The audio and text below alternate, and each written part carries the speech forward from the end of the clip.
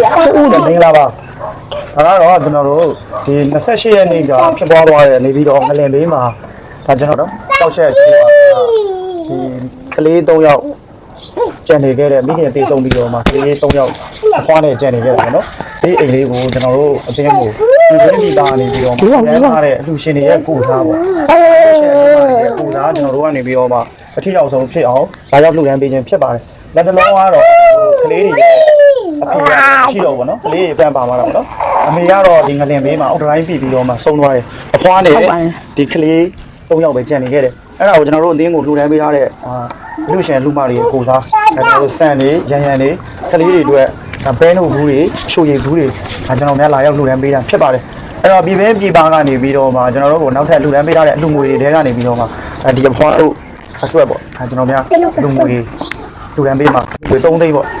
အဲ့ဒါဘောလက်ခံပေးလိုက်ပါဒါကတော့ကျွန်တော်တို့ခနေ့သားသမီးလှူဒန်းထားတဲ့လူတွေ3သိန်းကျဖြစ်ပါတယ်နော်အဲ့တော့ဟွာ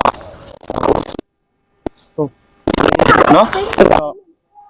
ဒီအလူရှင်လုံးမတွေကိုစုပေါင်းစကားလေးတစ်ချက်လောက်ပြည်တွင်းပြည်ပအလှရှင်တွေအားလုံးရောခုနှစ်သားသမီးအားလုံးရော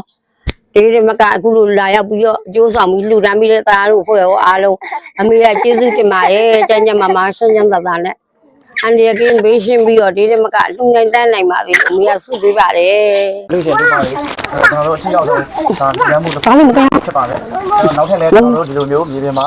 တည်ဆုံးသွားတဲ့အိမ်တွေပြီးရင်ကျွန်တော်တို့ကလေးရေးစခန်းတွေကိုဆက်လက်ပြီးတော့မှလှူဒန်းမှုတွေပြီးမှဖြစ်ပါတယ်အားလုံးကိုဟုတ်လားလှူဒန်းပေးထားတဲ့လူရှင်တွေရဲ့ဟုတ်လားလူငွေတွေနဲ့ပစ္စည်းတွေနဲ့အထီးရောက်ဆုံးဖြစ်အောင်ကျွန်တော်တို့ညီကိုတွေပုံဖွင့်ပြီးတော့မှလှူဒန်းပေးခြင်းဖြစ်ပါတယ်အားလုံးကျေးဇူးတင်ပါတယ်